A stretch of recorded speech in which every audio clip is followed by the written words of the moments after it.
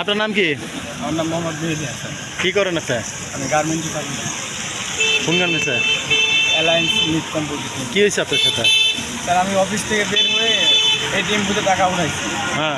টাকা উঠায় রাস্তার পাশে দেখি যে এই যে বিভিন্ন ধরনের লটারি আছে টিকিট হ্যাঁ। জুয়া। তো এখানে স্যার 20 টাকা এক টিকিট, 50 টাকায় 5 টিকিট। তো আমি সবাই কাটতেছি দেখে আমিও কাটছি, 50 টাকা দিয়ে 3টা টিকিট নিয়েছি। নেওয়ার পরে প্রথম টিকিটে আমার সাবান টিকিট আসতে স্যার।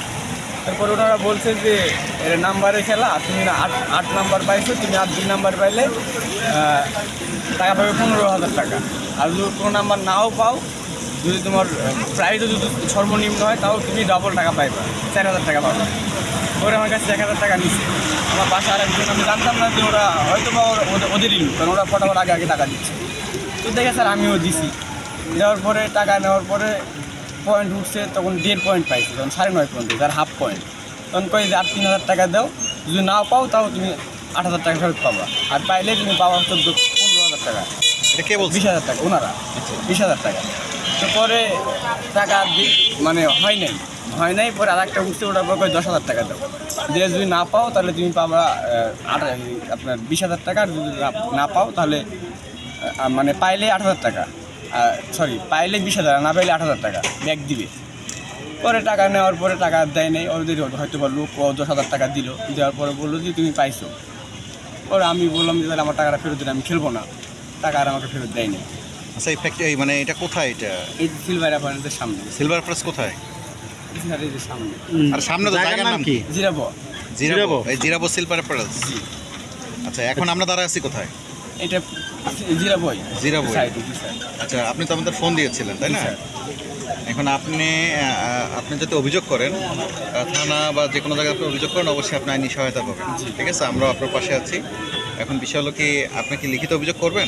স্যার লিখিত না স্যার, আমি মানে ধরে চাচ্ছি না এখন, কেননা যদি আমাকে নাও দেয় কিছু করার নাই স্যার। আমি একবার আপনি যদি আইনগতভাবে কোনো স্টেপ নিতে চান তাহলে আপনি নিতে পারবেন, আমরা আপনাকে সহায়তা করবো। ওখানে ছিলাম স্যার, আমাকে ফলো করা হচ্ছে ভয়ে। আমি আচ্ছা, কত টাকা নিছে? 4,000 টাকা। 4,000।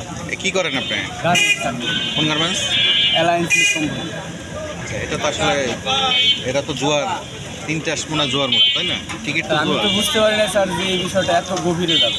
আপনি 20 টাকা দিয়ে কাটলে সাবানকে। আচ্ছা, এখন আপনি অবশ্যই আপনারা যদি লিখিত অভিযোগ করবে থানা বা পুলিশকে জানাতে চান, তাহলে আপনাকে আইনি সহায়তা করতে পারবো। ঠিক আছে, যদি থানায় বা যে কোনো জায়গায় যে কোনো প্রশাসনের কাছে অভিযোগ করতে চান, আমরা আপনাকে সহায়তা করবো, কোনো সমস্যা নেই।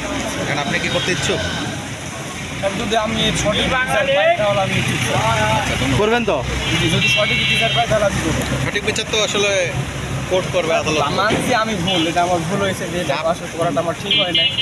কিন্তু স্যার আমি ভাবছি যে এই বিষয়টা হয়তো বা এখন আপনি যদি অভিযোগ করেন, অবশ্যই থানা পুলিশ বা অন্যান্য যে কোনো বাহিনী আপনাকে সহায়তা করবে। আপনি যদি করতে চান, আমরা আপনার পাশে আছি। এই জুয়ার জন্য অনেক ক্ষতি হচ্ছে এই দেশে, শ্রমিকদের বিশেষ করে। ঠিক আছে, শ্রমিকরাও যায় যে ধরে এগুলো উল্টা হয়, আমাদের কাছে বলে আমরা তো যাই এতখানার অভিযোগ করেন। আপনি